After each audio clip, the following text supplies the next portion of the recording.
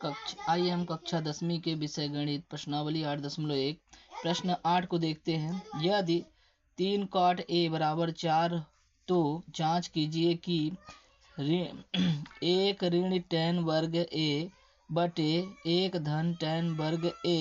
बराबर cos वर्ग a ऋण sin वर्ग a है या नहीं। ये हमें सिद्ध करना है कि एक ऋण tan वर्ग a बटे एक धन tan वर्ग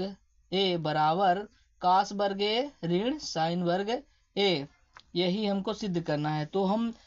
दिया है जो, तो सबसे पहले हम लिखे हल। दिया है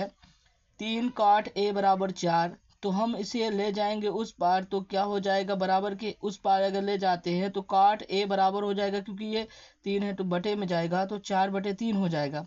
cot का a का मान होगा आधार बटे लंब, तो हम देख सकते हैं आधार हमारा 4 और लंब हमारा हो गया 3। यहाँ चित्र में देख सकते हैं कि ये वाली भुजा आधार कहलाती है, तो आधार, और ये लंब, और ये भुजा कर्ण है। तो हमें यहाँ पे देख सकते हैं मान रख सकते हैं, तो आधार बराबर 4 दिया है इसलिए 4 सेंटीमीटर इसे मान लेंगे।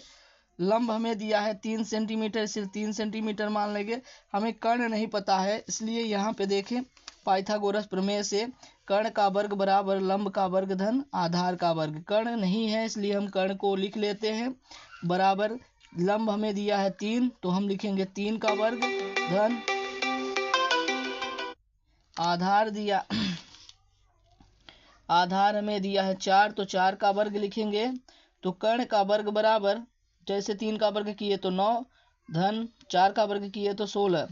हम दोनों को जोड़ देते हैं तो कर्ण का वर्ग फिर से लिख लेते हैं एक बार। कर्ण का वर्ग बराबर हो जाएगा 25, 9 और 16 25 होते हैं।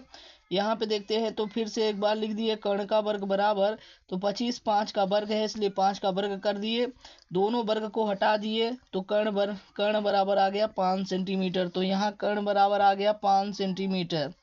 अब हम सवाल को इसके आगे हल करते हैं। हमें सिद्ध करना है एक ऋण tan वर्ग a बटे एक धन tan वर्ग a बराबर है cos वर्ग a ऋण sin वर्ग a। तो हम इसे लिखेंगे एक ऋण tan वर्ग का मान होता है लंब बटे आधार, तो लंब हमें दिया है, यहाँ पे हम देख सकते हैं कि लंब हमें 3 दिया है तो 3 बटे आधार हमें दिया है 4, तो 4 का वर्ग, इसका वर्ग करेंगे बटे यहाँ पे एक धन, फिर से वही चीज़, तो 3 बटे 4 का वर्ग, क्योंकि tan वर्ग दिया है बराबर cos वर्ग का हम लिख सकते cos a बराबर होता है आधार बटे कर्ण। तो आधार हमें देख रह सकते हैं कि आधार हमें दिया 4 तो 4 का वर्ग बटे कर्ण हमें दिया है 5 तो 5 का वर्ग कर सकते हैं। ऋण यहाँ साइन का करेंगे तो हो जाएगा लंब बटे कर्ण, तो लंब हमें दिया है 3 तो 3 बटे कर्ण हमें 5 दिया है तो 5 का वर्ग। यहाँ पे हम एक को फिर से लिखेंगे ऋण 3 का वर्ग करेंगे तो हो जाएगा 3 तिकाई 9 और 4 का वर्ग करेंगे तो 4 चौक 16, फिर बटे लगाएंगे, एक है तो एक धन, यहाँ से फिर से देखें तो यहाँ 3 का वर्ग करेंगे तो 3 तिकाई 9 और 4 का वर्ग करेंगे तो 4 चौक 16, यहाँ 16 हो गया बराबर 4 का वर्ग करेंगे तो 4 चौक 16, 5 का वर्ग करेंगे 5 25, ऋण 3 का वर्ग करेंगे 3 तिकाई 9 और 5 का वर्ग करेंगे तो 5 25। यहाँ पे हम देख सकते हैं कि इसके भी बटे ले लें और इसके भी बटे, तो 16 और 1 का वर्ग करेंगे मतलब एलसीएम लेंगे तो 16 आएगा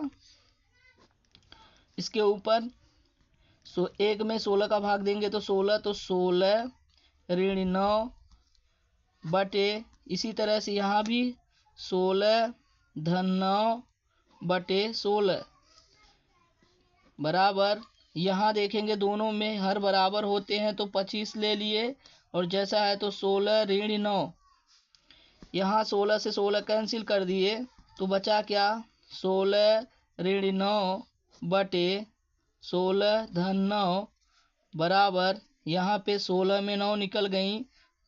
तो आया हमारा 7